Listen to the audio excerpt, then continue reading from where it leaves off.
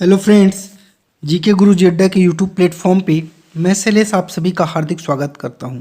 प्यारे साथियों, जैसे कि आप सभी को पता होगा सीटेट की कंटिन्यू वीडियोस आपको मिल रही हैं। इसी क्रम में आज हम लोग अपनी ज्योग्राफी की लास्ट चैप्टर क्लास 6 के हमारा देश भारत के बारे में पढ़ेंगे। आइए बिना विलंब करते हुए अपने इस टॉपिक की शुरुआत करते हैं। भारत एक बहुत बड़े भौगोलिक विस्तार वाला देश है। उत्तर में यह हिमालय के ऊंचे शिखरों से घिरा है। पश्चिम में अरब सागर, पूर्व में बंगाल की खाड़ी, दक्षिण में हिंद महासागर भारतीय प्रायद्वीप के तटों पर लहराते हैं। आइए आगे चलते हैं। अब समझिएगा, प्रायद्वीप स्थल का वह भाग जो तीन तरफ समुद्र जल से घिरा हो उसे ही प्रायद्वीप कहते हैं। याद रखिएगा, भारत का क्षेत्रफल 32.8 लाख वर्ग किलोमीटर है। यहाँ बहुत इंपॉर्टेंट टॉपिक मिलेंगे, याद रखिएगा।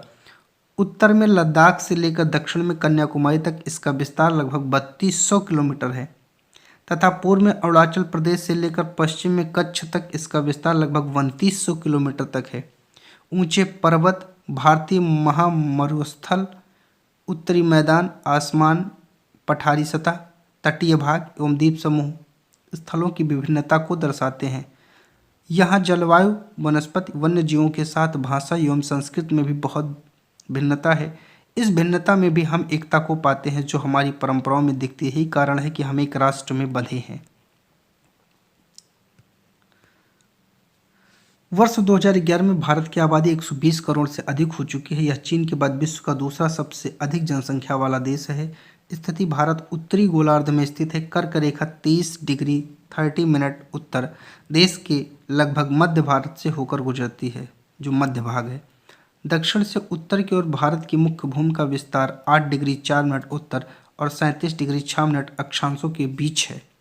पश्चिम से पूर्व तक भारत का विस्तार 68 डिग्री 7 मिनट पूर्व से 97 डिग्री 25 मिनट पूर्व देशांतरों के बीच है। अगर हम विश्व को पूर्वी एवं पश्चिमी गोलार्ध में बांटते हैं तो भारत की स्थिति किस गोलार्ध में होगी, ये आपको बताना है। एक इम्पॉर्टेंट टॉपिक है, क्या आप जानते हैं बड़ा देश जिनका विस्तार पूर्व से पश्चिम की ओर बहुत अधिक होता है वहाँ पूरे देश का मानक समय एक नहीं होता। संयुक्त राज्य अमेरिका में 7, कनाडा में 6 मानक समय है। क्या आपको पता है रूस में कितने हैं? पिछले आपको बताया था 11 है रूस में, याद रखिएगा। अब आगे चलते हैं। बहुत बड़े देशांतरी विस्तार लगभग 29 डिग्री के कारण यहाँ के दो छोर पर स्थित स्थानों को स्थानीय समय बहुत अधिक अंतर हो सकता है। इस तरह की दूरी पर स्थित दो स्थानों के बीच का अंतर भी लगभग 2 घंटे का होगा। जैसे कि आपने पहले पढ़ा है कि प्रत्येक 1 डिग्री देशांतर के लिए स्थानीय समय में 4 मिनट का अंतर होता है। पश्चिम में गुजरात की अपेक्षा पूर्व के अरुणाचल प्रदेश में सूर्योदय लगभग 2 घंटे पहले होता है। आप पढ़ चुके हैं कि 82 डिग्री 30 मिनट पूर्व देशांतर के स्थानीय समय को भारत का मानक समय क्यों माना गया है? इस यामोत्तर को भारत का मानक यामोत्तर भी कहा जाता है। भारत के पड़ोसी देश 7 देशों की स्थल सीमाएं जो है हमारे देश से लगती हैं। आइए उनके बारे में जान लेते हैं, वो कौन कौन से देश हैं। चलिए मैप को छोटा करेंगे, मैं आपको नीचे बता दूंगा। पहला है अफगानिस्तान, पाकिस्तान, नेपाल, भूटान, म्यांमार, चीन, ठीक है, और नीचे है आपका श्रीलंका, ठीक है, और ये है बांग्लादेश। चलिए आगे चलते हैं हम लोग और आगे देखते हैं अपने भारत के राजनीतिक मानचित्र को। तो ये मानचित्र है प्यारे साथियों, इसको आप लोग अच्छे से देख लीजिएगा। यहाँ आपका उत्तर प्रदेश है। उत्तर प्रदेश जस्ट नेपाल से सटा हुआ है, ठीक है। ये आपकी राजधानी लखनऊ है। इधर मध्य प्रदेश से सटा हुआ है, इधर महाराष्ट्र है। यह आपका मैपिंग है, इसको अच्छे से देख लीजिएगा। आइए आगे चलते हैं और देखते हैं कि हमारे लिए और क्या इसमें इम्पोर्टेंट है। इनमें से कौन कौन से देश जिनकी सीमाएं समुद्र से नहीं जुड़ी हैं? दक्षिण में समुद्र में स्थित 2 द्वीप श्रीलंका और मालदीव हमारे पड़ोसी हैं। पाक जल संधि भारत को श्रीलंका से अलग करती है, याद रखिएगा। पाक जल संधि भारत को श्रीलंका से अलग करती है, पाकिस्तान से नहीं। नहीं तो लगा दीजिए। राजनीतिक एवं प्रशासनिक विभाजन, भारत एक विशाल देश है। प्रशासनिक क्रियाकलापों के लिए देश को 28 राज्यों और 8 केंद्र शासित प्रदेशों में बांटा गया है। पहले साथियों ये आपको इमेज में दिखाया गया है, ये सिंधु से कौन कौन सी नदियाँ निकली हैं। आप इस मैप को बहुत अच्छे से देखिएगा और आपकी जो भी समस्या है इस इमेज के माध्यम से, इसके माध्यम से आप अपना सॉल्व कर लीजिएगा प्यारे साथियों, ठीक है। आइए हम लोग आगे चलते हैं और आगे थोड़ा सा हम इसके बारे में आपको बताते हैं।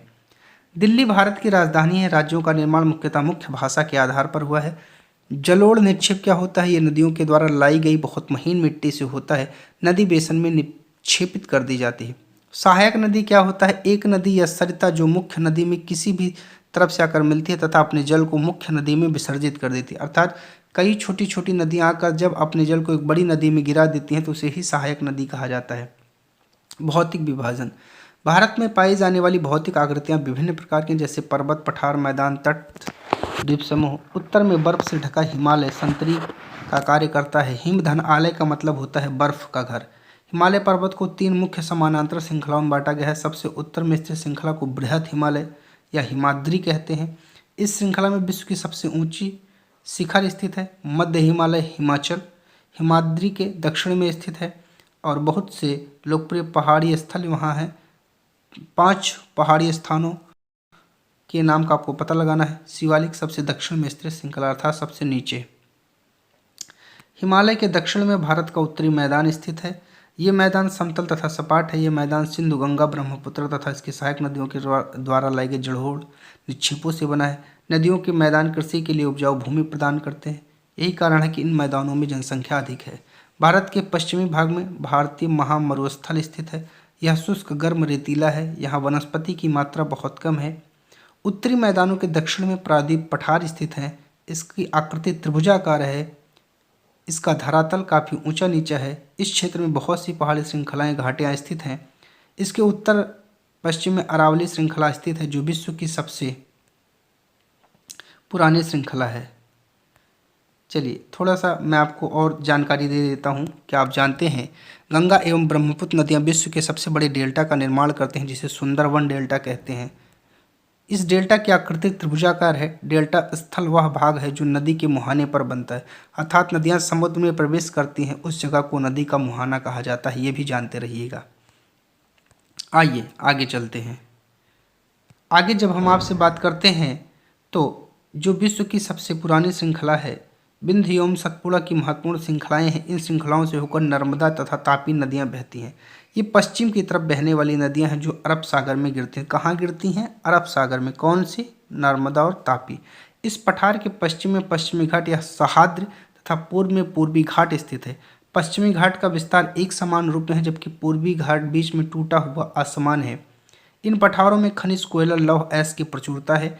पश्चिमी घाट के पश्चिम में पूर्वी घाट के पूर्व में तटीय मैदान स्थित है। पश्चिमी तटीय मैदान काफ़ी संकरे और पूर्वी तटीय मैदान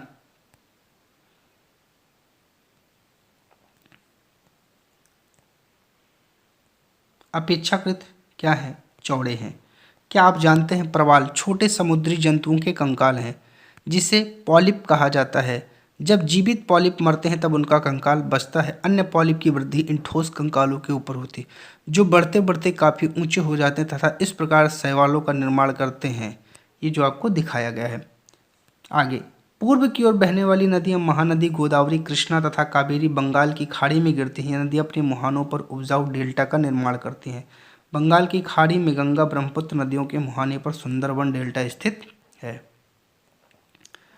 चलिए एक सुनामी की कहानी यहाँ दिया गया है, आप लोग इसको देखते रहिएगा और बच्चों का एक इमेज भी यहाँ दिखाया गया है।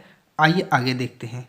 आगे का बिंदु है भारत में 2 द्वीप समूह हैं। लक्षद्वीप द्वीप समूह अरब सागर में स्थित है।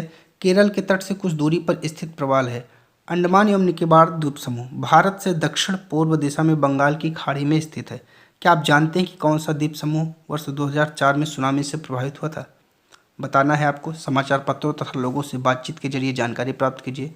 जब सुनामी भारतीय तट से टकराती है तो किस प्रकार लोगों ने अलग अलग तरीके से चुनौतियों का सामना किया? सुनामी एक विशाल सागरीय तरंग है जो समुद्री तल पर भूकंप के कारण उत्पन्न होती है। इस प्रकार यह आपका वीडियो पूरा हो जाता है। प्यारे साथियों, चैनल पर नए हैं तो सब्सक्राइब कर लीजिए। वीडियो को लाइक और शेयर करना मत भूलिए। आप सभी का बहुत बहुत धन्यवाद।